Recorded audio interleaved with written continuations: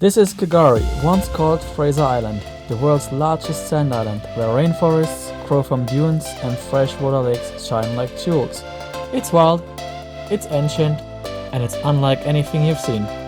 I'm Jens, and with my friends Laura and Quen, I set out on a 3-day journey across this incredible place. No hotels, no fixed plans, barely any connection, just nature, stories, and the open track ahead.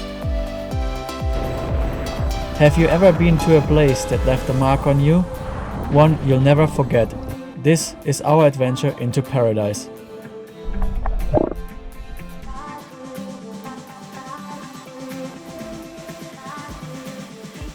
Early in the morning, just after sunrise, we rode onto the barge. Salty air in our lungs and the buzz of excitement you only get when you're heading off the grid. Fraser Island. My second time, but for Laura and Quen, the first real taste of this wild place.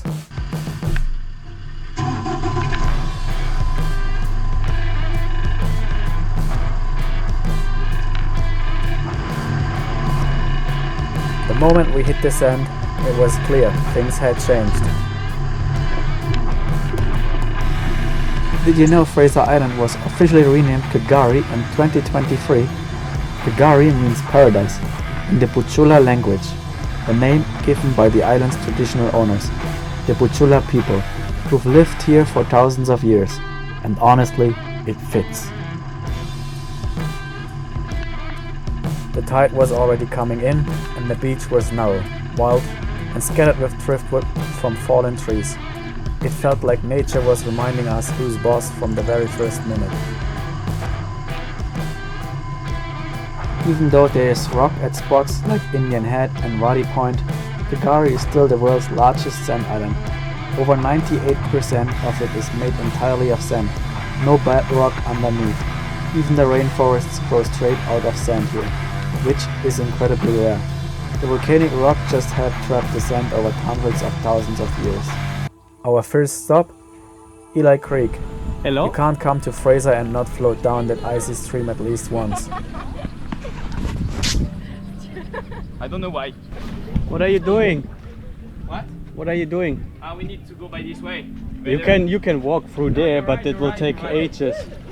No, you're right. I prefer to go in the other side and just discover things. No, you can do that, Laura. Yeah, goodbye. Believe in you. You can do it. We pumped up the float rings, jumped in, and just drifted. Pure bliss.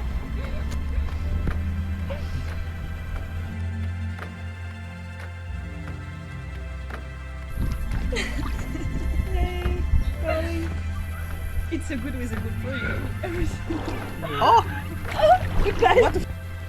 Eli Creek pumps out over 4 million liters of fresh water into the ocean every hour. That water has been filtered through sand for up to 100 years before it finally flows out. No wonder it's so cold and clear.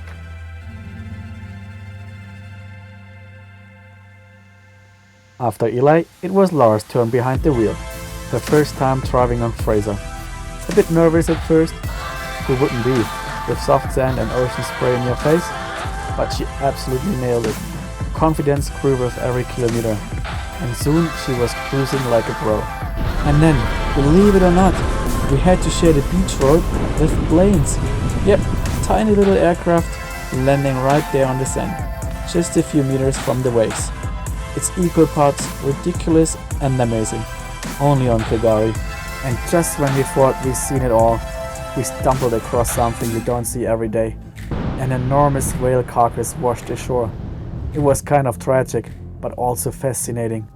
A stark reminder of how wild this place really is.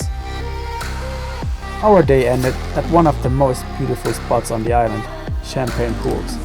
With the sun getting low and the tide pulling back, we had the place almost entirely to ourselves. We snorkeled, flew the drone, and soaked it all in.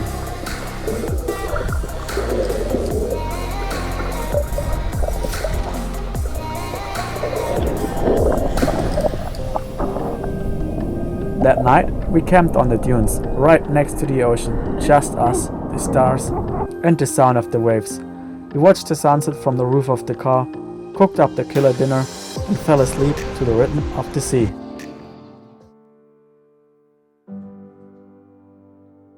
We woke up early, unzipped the tent, and were greeted by a golden sunrise over the ocean. There's something magical about waking up with the waves in your ears and the sun on your face.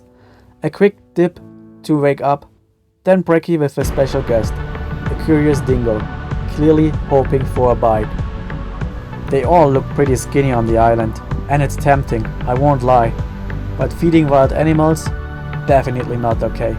It's illegal, and more importantly, it's not the right thing to do. Let's keep wild animals wild. Always. So I don't do anything. It's Tesla now. Just following the track. I just want to have Quen when he will vomit. We rolled back south and made a quick stop at Indian Head. Sadly, it was closed this time around. Bit of a shame, because the view from the top is something else. You can often spot rays, sharks and turtles cruising through the water below. Let's just say we may or may not have gone up anyway.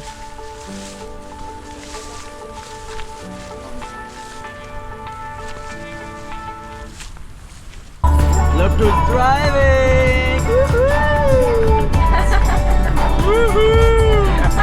I'm not really comfortable actually. He's doing a good job.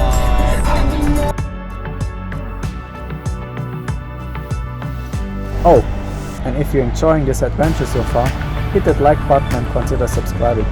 Helps a lot, and there's plenty more coming.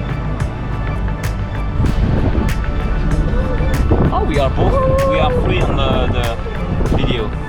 We can stay like that and Then it was time to head inland, into the heart of the island. GARI is the only place in the world where a rainforest grows entirely on sand. And trust me, it's just as magical as it sounds. Next stop, Lake Alum. It's tucked away inland, quiet and peaceful. We had lunch there and took a little walk around the lake. The best part? The turtles. Dozens of them swimming close to the surface.